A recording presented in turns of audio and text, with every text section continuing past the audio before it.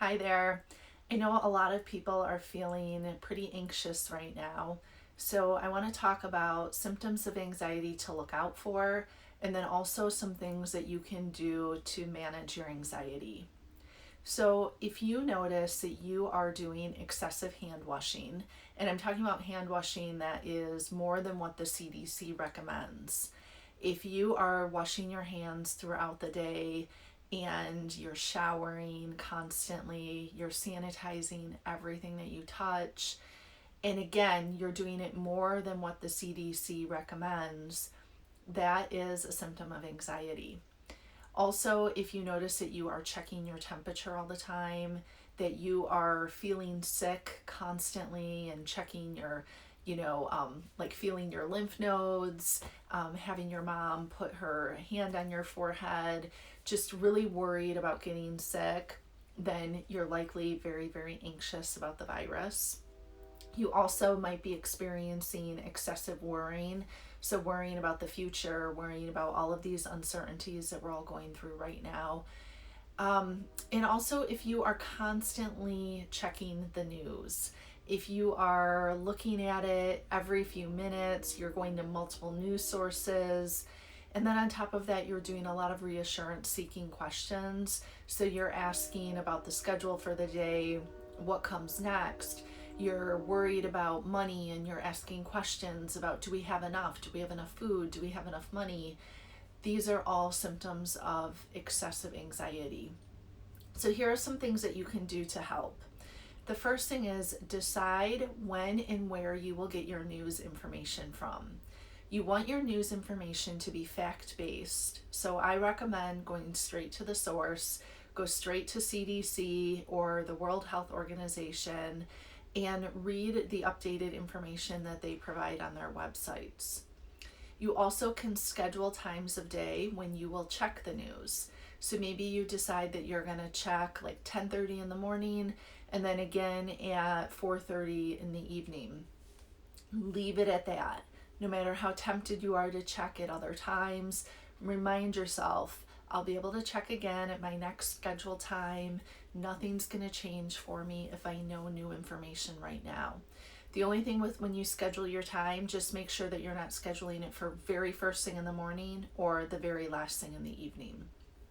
Another thing you can do is set boundaries with who you are going to talk about this with and how often. You may have a relative who's really anxious and maybe they're calling you all the time or texting you. Set boundaries with them. You don't have to constantly be talking about this with other people. That may even apply to social media. You may decide to mute some people or maybe even unfollow some people because they're constantly posting information. It's really negative, it's really stressful. It's okay to take a break from those people if you need to. Allow yourself to feel differently every single day. During this time, it's totally normal to wake up one day feeling really grumpy and irritable, tightness in the chest, and then another day to wake up feeling optimistic and hopeful and excited. You may think that you're bipolar, but it's not bipolar.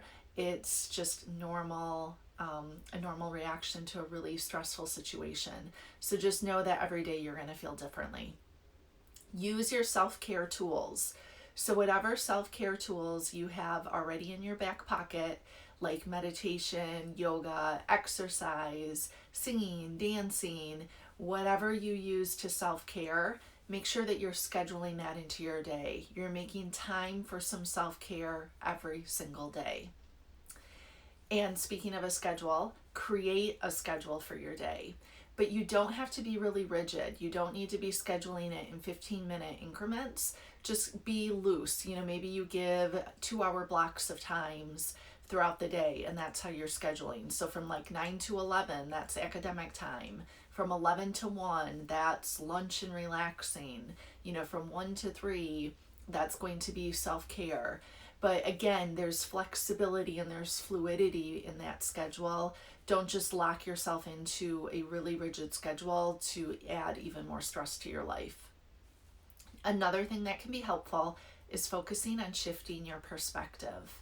I've noticed a lot of people on social media sharing really positive and optimistic perspectives about the situation, about how this is a time to slow down. Maybe this is a time to pivot in their career, to learn new information, to spend time with family. So it makes a really big difference in how we perceive what's going on and what our perspective is. So pay attention to what your perspective is on the situation and see if there's any areas that you could make a little shift. Here's an example. I am a member at a particular gym. They had to close down. And when they closed, the manager of the gym posted this really ominous selfie about how sad it was, and almost sounded like he didn't know if the gym was ever going to open again. Meanwhile, another gym that I follow, they posted about closing, but what they said is, you know what, we're going virtual. We're going to do virtual classes. We're going to do nutrition plans. We're going to do one-on-one coaching virtually. And it was this great pivot, and it was really refreshing and really optimistic and hopeful. So focus on your perspective and how you can shift it. Another thing that helps during times of anxiety is being helpful or volunteering. So we know that helping and volunteering is really good for mental health. So see if there's ways that you can get that incorporated into your life right now. Maybe that means donating money or ordering delivery food or buying gift cards to the mom and pop restaurants that you really love or the local businesses that you want to support. Maybe that means reaching out to the animal shelters because you know dogs aren't really getting adopted right now and you offer to foster a dog.